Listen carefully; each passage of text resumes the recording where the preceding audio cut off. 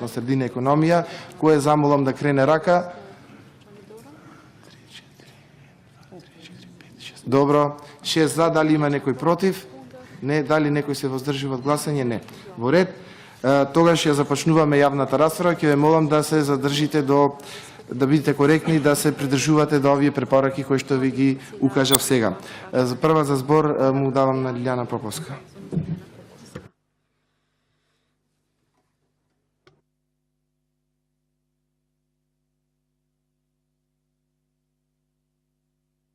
Почитуван председателе, почитувани присутни, колеги пратеници, почитувани гости, медиуми.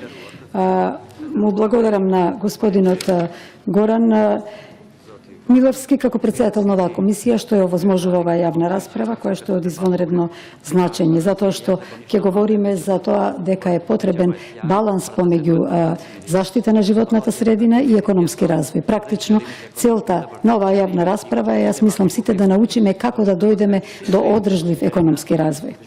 Бидејќи колегата веќе кажа кои се предлагачите, да не трошам време, ќе објаснам накусо како дојде до текстот. Беше подготвен од мене и од колешката Маја Морачанин, јавно најавен на пресконференција и пратен до сите пратенички групи и пратеници во собранието по мејл заради мислење и поддршка.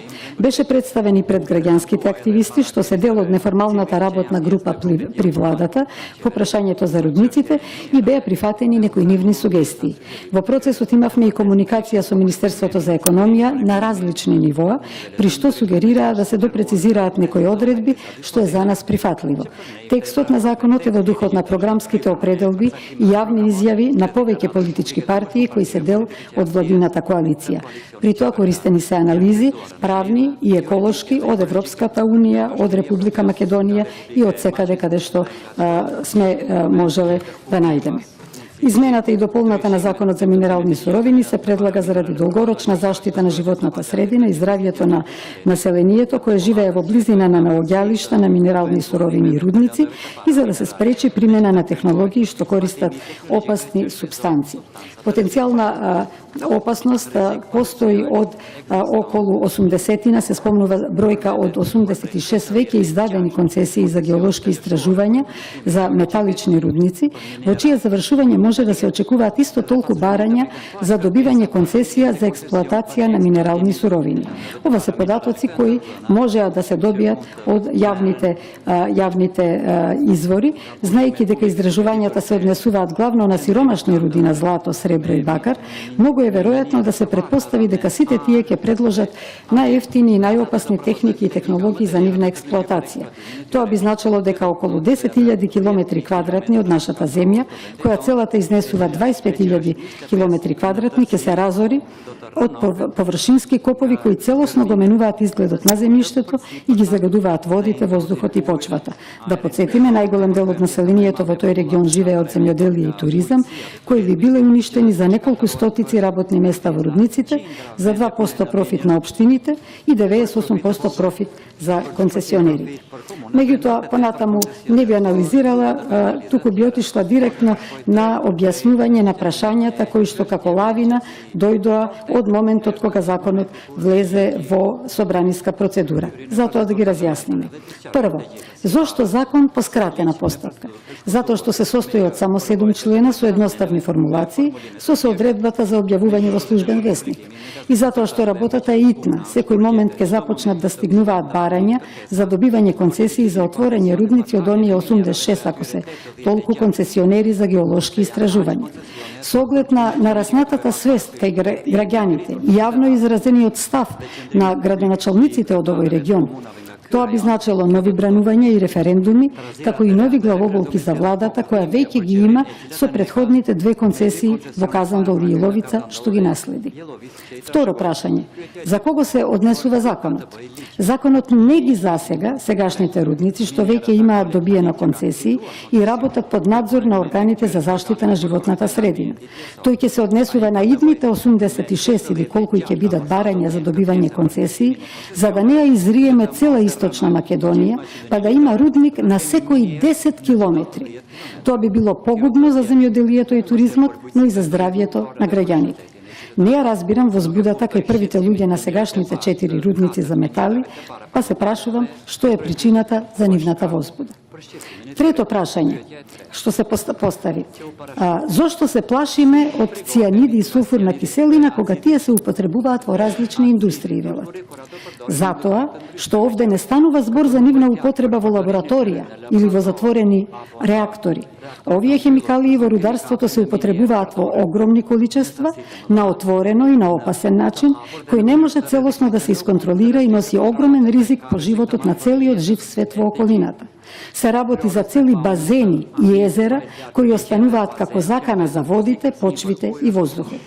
Треба да се знае од податоци од Европската мрежа за заштита на животната средина и правна регулатива, дека со анализа, со цитат конкретно од научни трудови, дека во последниве 25 години има над 30 еколошки катастрофи во светот предизвикани од лужење со цијанид само. Една од нив беше и онаа во Бајамаре, Романија во 2000-та, по која во Европската Унија се крене алармот, па во 2006 беше донесена нова директива за постапување со цијаниди, која го минимизира присуството на цијанид во отпадните води до максимум 10 ppm.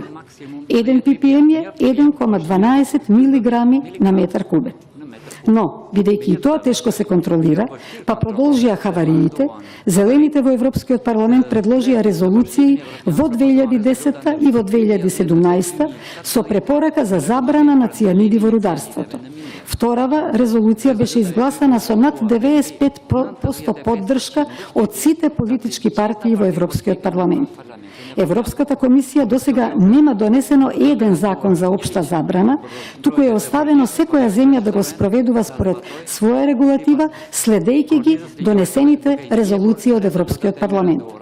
Па така во Германија, Чешка, Унгарија се веќе изгласани вакви забрани, исто како и во земји надвор од Европската Унија, како Турција, Аргентина, две држави во САД, Коста Рика, Јужна Кореја и Еквадор, а во многу земји се водат битки слични на нашава во Македонија.